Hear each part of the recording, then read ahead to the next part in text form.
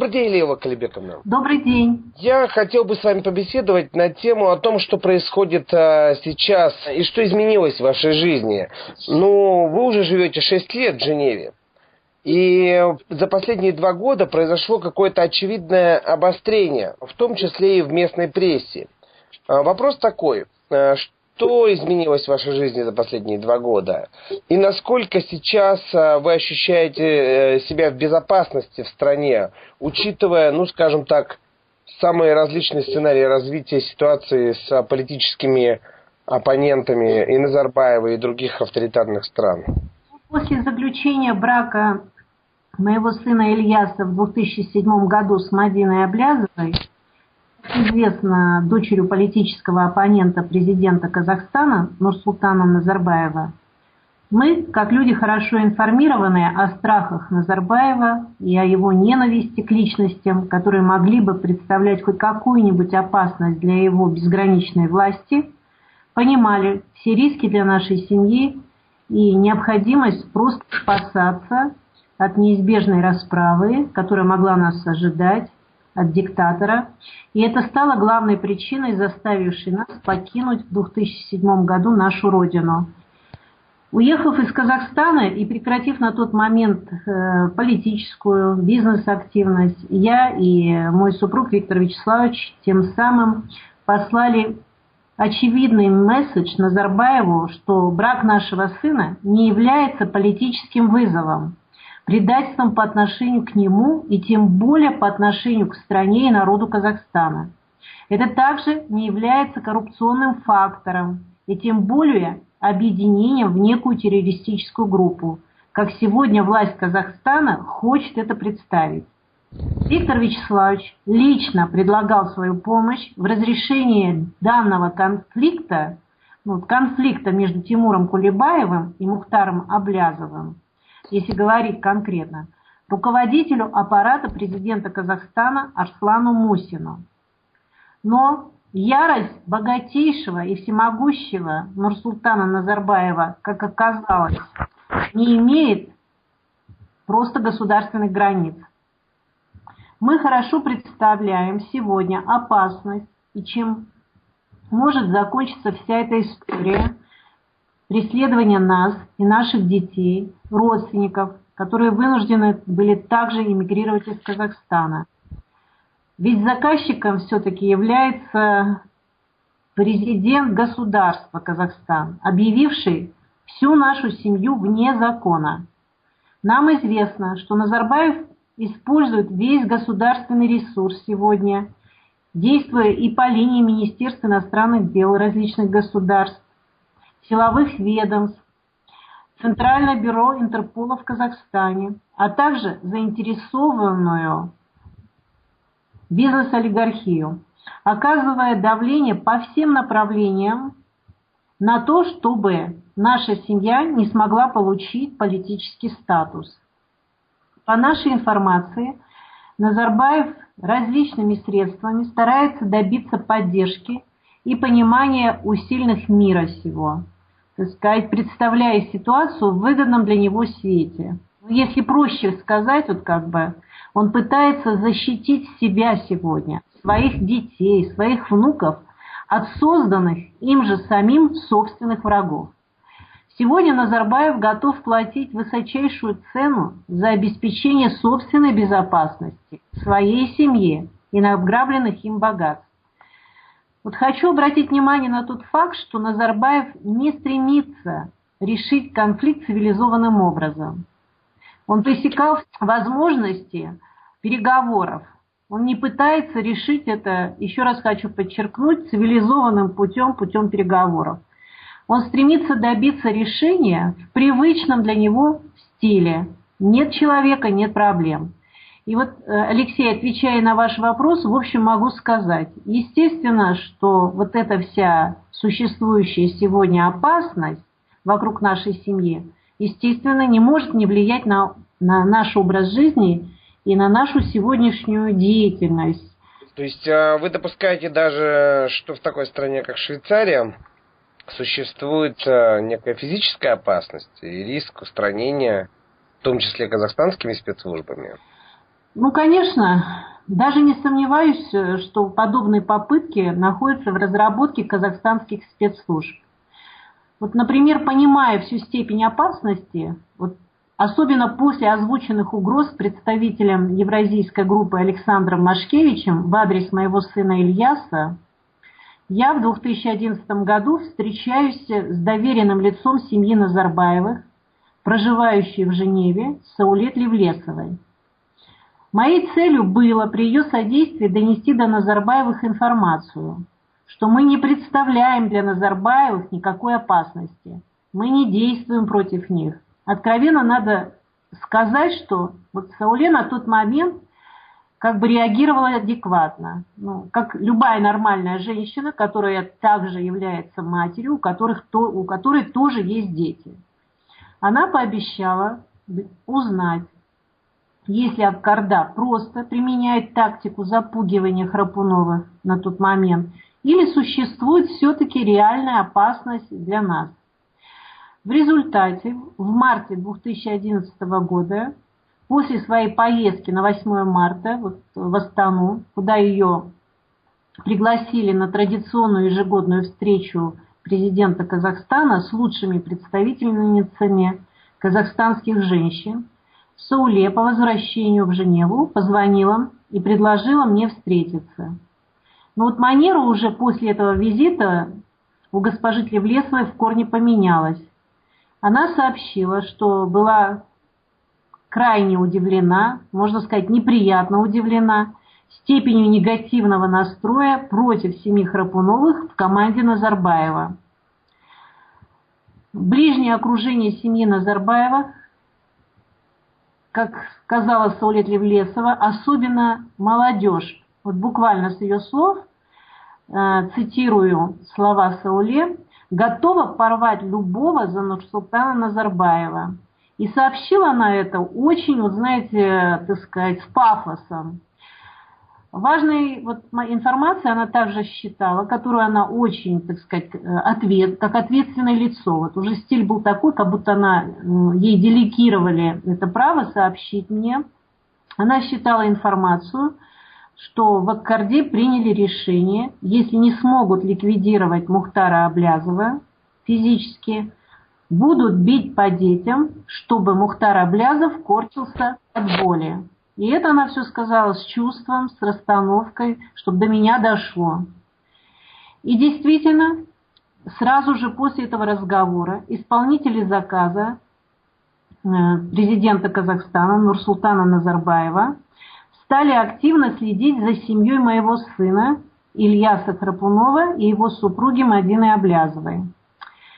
В последующем водителем автомобиля, который принадлежит Мадине, было обнаружено под капотом мощное устройство слежения и прослушки, производства СНГ.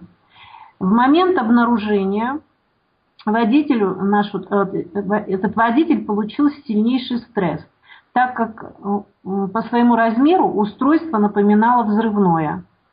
В этот момент в автомобиле находилось 4 наших малолетних внуков с нянями.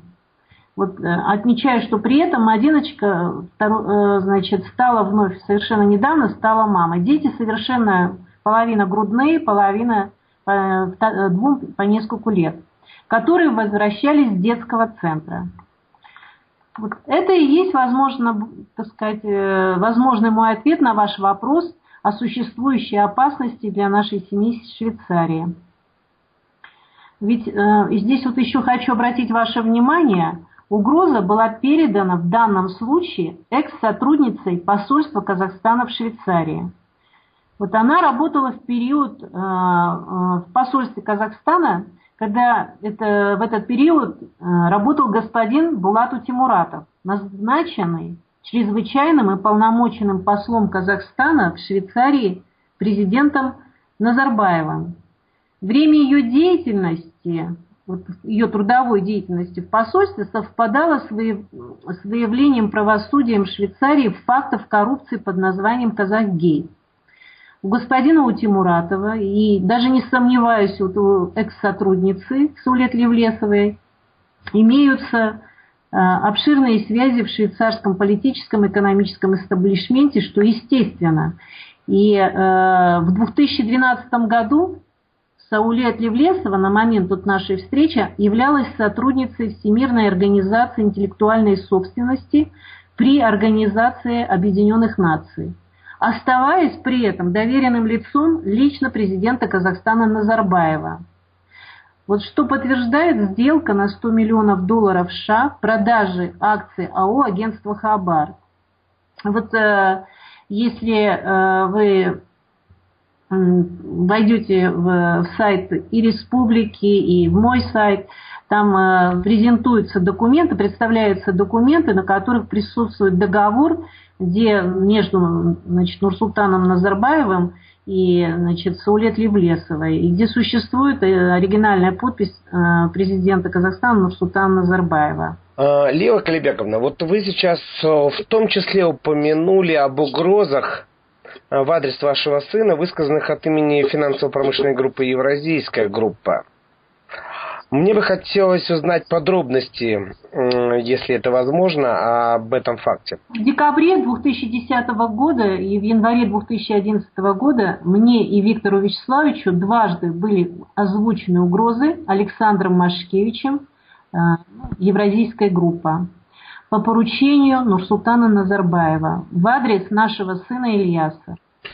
Буквально им было сказано следующее, что нет такого уголка в мире, где сможет спрятаться наш сын, если будет принято решение его убить. Ну, вы понимаете, не хочу говорить сейчас о всех деталях этих нелегких для нас родителей тех дней, когда люди, которых мы считали друзьями, демонстрировали нам свои связи на всех уровнях ближнего, дальнего зарубежья, включая криминальные. А также, вот, обратите внимание, очень модные у казахстанского эстаблишмента связи с республиками Кавказа. Все это нам было продемонстрировано в Куршевеле. Остается только философствовать и задаваться вопросом, что делает из людей преступников. Ну что остается? Вот только рекомендовать нашим друзьям, естественно, в кавычках теперь, прочитать книгу Даниэля Гулхагена «Добровольные помощники Гитлера. Холокост и простые немцы». И актуальную сегодня для всех казахстанцев цитату, вот которую я хочу вам привести. Вот, убийство, как всегда, лишь вынужденное исполнение противозаконных приказов. Но до сих пор неизвестно ни одного случая, когда уклоняющихся от выполнения таких приказов как-то наказывали, или тем более лишали жизни. Наоборот, доказано, что бюрократы с радостью выполняли приказы Гитлера. Вот в начале 2000-х годов все казахстанцы были свидетелями жесткого противостояния старшей дочери Назарбаева и тех самых же евразийцев. Вот меня не перестает удивлять такой факт, как коротка и избирательна память человеческая. Вот Дарига Назарбаева в период своего брака с Рахатом Алиевым, вот в тот период вела свою личную, неприязненную, такую непримиримую борьбу против Александра Машкевича, Ибрагимова, Шадиева, о которой вот лично нам доподлинно хорошо известно. Искусно дискредитируя евразийцев, манипулируя Рахатом в свойственной ей манере и системно дискредитируя олигархов перед собственным отцом, президентом Назарбаевым. Дарига на тот момент боролась, естественно, за контроль просто элементарно, за влияние, за контроль за казахстанский рынок металлов. Теперь же Дарига, что удивительно, сблизилась с евразийцами. Можно предположить, под влиянием своих сватов, Имашевых, или просто по указанию Назарбаева двум сторонам дружить. Сегодня дети Дариги Назарбаевой и дети Имашевых находятся в ближайшем семейном круге детей указанных олигархов. Всем известен тот факт, что внуки Назарбаева имеют элитную недвижимость на берегу Франции, на Лазурном берегу Франции. А также их интересы распространяются на княжество Монако. В этих регионах всем известно также значительно присутствие и сильны различные связи, обширные связи казахстанских бизнесменов из евразийской группы. Тоже вот тот же факт, что подтверждает и бурное развитие за последние 3 года личных связей Нурсултана Назарбаева с княжеским домом Монако. Скажите, пожалуйста, Лейла Калибековна, каков все-таки смысл всей этой, ну я бы так сказал, целой цепочки угроз в адрес вашей семьи со стороны властей Казахстана? Мне интересно ваше личное мнение. Вы знаете, Алексей, я очень много размышляла и думала, значит, естественно, анализируешь и думаешь, как это вот могло так случиться, что ж такое произошло. И вот хочу начать свой ответ с цитаты Прима Леви, итальянского писателя, узника Освенцима. Вот настоящие монстры действительно существуют, но их мало, чтобы представлять серьезную опасность. Гораздо хуже совершенно нормальные люди. И вот в этом ключе происходят такие события и происходят какие-то поступки от людей, от которых гораздо меньше всего этого ожидаешь. Это как правило, вы, наверное, тоже знаете. В апреле 2011 года состоялся телефонный разговор Виктора Вячеславовича с председателем Комитета национальной безопасности Казахстана Нуртаем Абыкаевым. Разговор с нашей стороны он был по громкой связи. Все присутствующие, кто явился свидетелем этого телефонного разговора, а звонок был из отеля города Дубай, услышали, я в том числе, на вопрос Виктора Вячеславовича, при чем тут дети, ответ Нуртая Абыкаева: ваш сын государственный преступник. И вот обратите внимание, это утверждал государственный чиновник, владеющий наверняка достоверной информацией и знающий, что мои дети не жили в Казахстане с 14 лет, а жили и учились в школах-интернатах Швейцарии. Именно самостоятельность и независимость отличает моих детей от внуков и детей Назарбаева, его ближайшего окружения. Вот именно их дети и внуки стали бизнесменами преступным путем, благодаря исключительно властного ресурса их отцов и монетизации данного ресурса, о чем мы с вами говорили как-то в ранних интервью. И не сомневаюсь, что вот их матери не имеют также реального трудового опыта работы в реальном секторе экономики.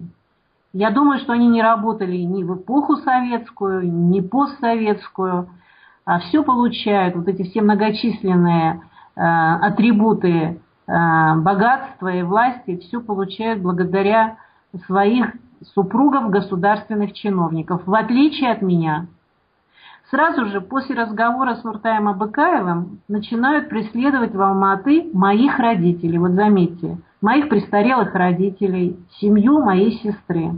За ними устанавливается слежка элементарная, опять же прослушивание. Им с большим трудом, с нескольких попыток удается просто бежать из Казахстана. И уже в 2012 году, вот обращаю ваше внимание, власть Казахстана 25 сфабрикованных по указу Назарбаева уголовных дел в отношении Виктора Вячеславовича и меня объединяют в одно какое-то террористическое дело семейного типа, можно сказать так, семейное дело, что сегодня власти Казахстана и дает возможность широко это использовать, предъявляя свои эти сфабрикованные иски по желанию Назарбаева в широком смысле по отношению ко всем членам семьи Храпуновых. И вот сегодня, по прошествию последних 2 лет, еще более стал очевиден факт, что главная цель и желаемая жертва для диктатора Назарбаева, другого слова в данной ситуации не подходит. Это наш сын и зять Мухтара Аблязова, Ильяс Храпунов. Вот такова месть президента Казахстана Нурсултана Назарбаева за арест 600 миллионов долларов США на счетах Тимура Кулебаева в швейцарских банках за информацию, которую обнародовал Мухтар Аблязов для СМИ.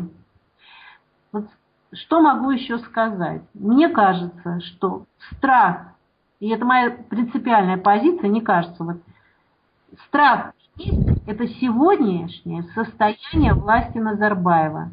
Так как Назарбаев боится, что появились люди, вот на примере нашей семьи, которые могут жить собственной жизнью, а не жить вынужденной или навязываемой ей кем-то жизнью.